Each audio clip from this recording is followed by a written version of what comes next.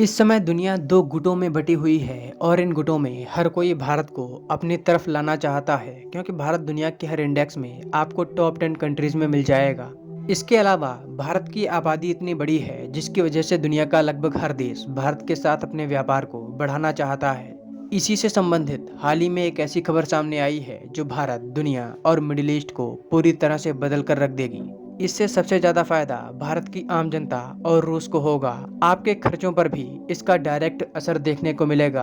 दरअसल हुआ क्या है, चलिए आपको विस्तार में और मैप के जरिए बताने की पूरी कोशिश करते हैं। अगर आपको याद हो तो जब 2023 में भारत में G20 का आयोजन हुआ था तब इंडिया मिडिल ईस्ट कॉरिडोर को लेकर सहमति बनी थी। इस कॉरिडोर के जरिए भारत से यूरोप तक एक कॉरिडोर बनाया जाना था जो भारत से यूएई, सऊदी अरब, इजराइल होते हुए यूरोप तक जाएगा।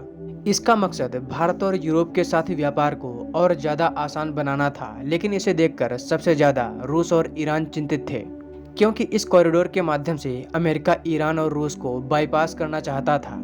रूस और ईरान चाहते थे कि कोई ऐसा गलियारा बने जो ईरान और रूस होते हुए यूरोप तक जाए। इसको लेकर हाल ही में ईरान में एक बड़ी डेवलपमेंट हुई है। ईरान ने ऐलान किया है कि वो अपनी राजधानी तेहरान से मकरान शिफ्ट करेंगे।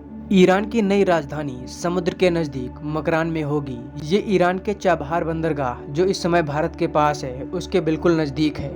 ईरान के ऐसा करने के बाद भारत और ईरान की कनेक्टिविटी और ज्यादा मजबूत हो जाएगी। रूस में तो कई लोग इस मैप को शेयर कर रहे हैं और ये कहते हुए दिखाई दे रहे हैं कि ये भारत और रूस के बीच नया व्यापारिक रास्ता होगा जो भारत से होकर ईरान और आर्मेनिया होते हुए रूस और बाद में यूरोप में जाएगा।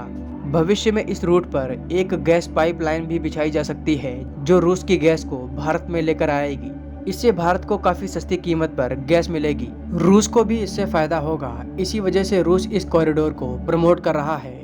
ईरान का कहना है कि उसकी वर्तमान राजधानी तेहरान बहुत पुराना शहर है, यह एक राजधानी का भार झेलने में नाकाम हो रहा है और अगर ईरान को तरक्की करना है तो ईरान को एक नई राजधानी की जरूरत है। हालांकि ईरान के आगे कई चुनौतियां भी हैं। सबसे बड़ी चुनौती अमेरिका और इजराइल है।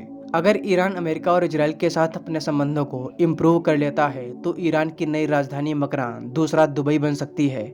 दोस्तों, मैं आपसे एक सवाल पूछता हूँ कि क्या भारत को भी अपनी राजधानी बदलनी चाहिए?